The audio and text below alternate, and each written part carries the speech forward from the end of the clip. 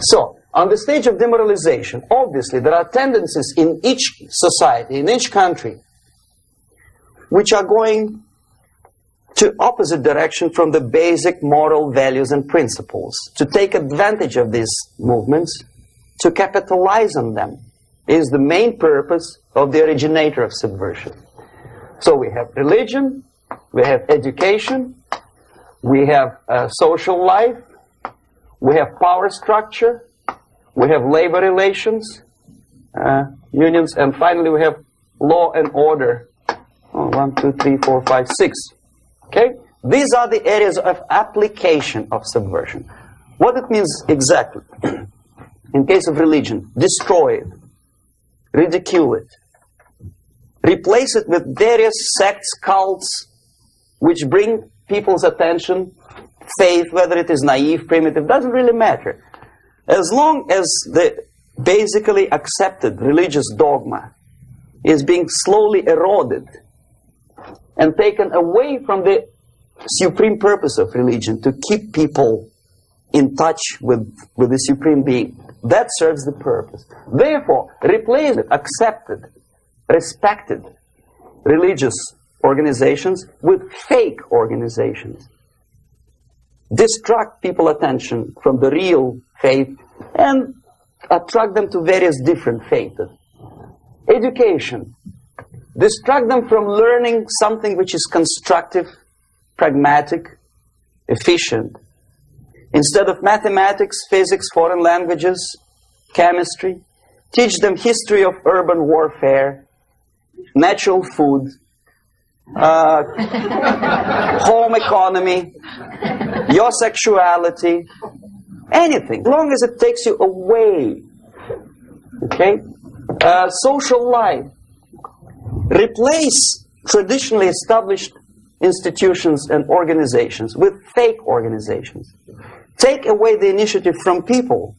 Take away the responsibility from naturally established links between individuals, group of individuals, and society at large, and replace them with artificially, bureaucratically controlled bodies.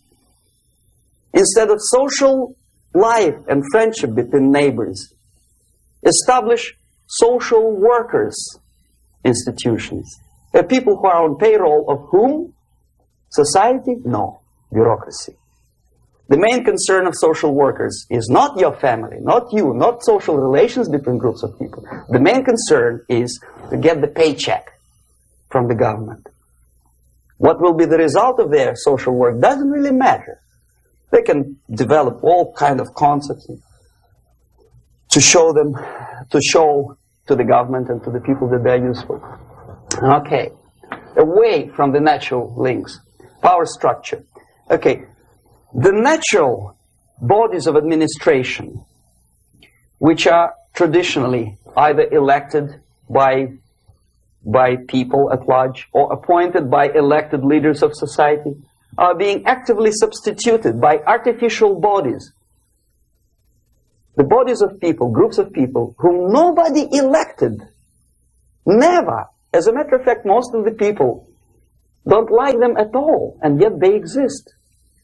One of such group is media. Who elected them? How come they have so much power? Almost monopolistic power on your mind. They can rape your mind.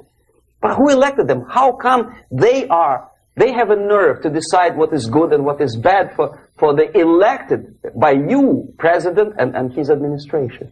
Who the hell are they?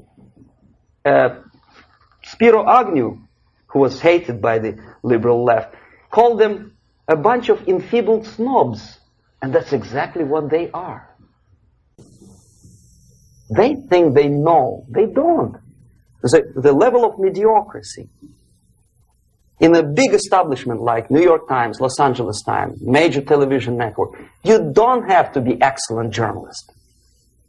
You have to be exactly a mediocre journalist. That's easier to survive. There's no competition anymore. You have your good, nice income, $100,000 a year. That's it. Whether you are better or worse doesn't really matter anymore. As soon as you're smiling to the camera and do your job. That's it. No more competition. Power structure. slowly is eroded by the bodies and groups of people who do not have neither qualification nor the will of people to keep them in power, and yet they do have power. Okay. Together with that, there is another process. Law enforcement, law and order organization and structure is being eroded.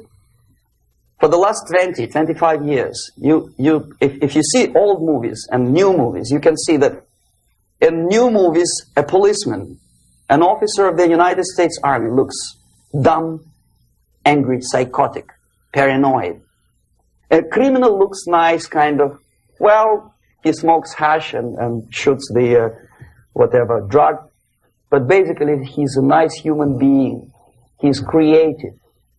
And he's unproductive only because society oppresses him. Whereby a general of Pentagon is always, by definition, a dumb, a war maniac. A policeman is a pig, rude policeman. He abuses his power. No? A generality, generalization like that. The hatred, the mistrust to the people who are supposed to protect you and enforce law and order. Moral relativity. The Angelo Buono process lasted 2 years in Los Angeles. And yet there are still some lawyers who say, look, he's a nice character, as a matter of fact. There was some witness who said, also a criminal, who said, well, he's a nice guy. I asked him one day to burn a house of my enemy, and he wouldn't do it. He's a nice fella. Erosion. A slow substitution of basic moral principles, whereby a criminal is not a criminal, actually. He's a defendant. Even if his guilt is proven, there is still a doubt to kill or not to kill, to be or not to be. Thou shalt not kill, yes. But this line may not necessarily be applicable to a murderer. Thou shalt not murder. That should be the presumption, not that thou shalt not kill.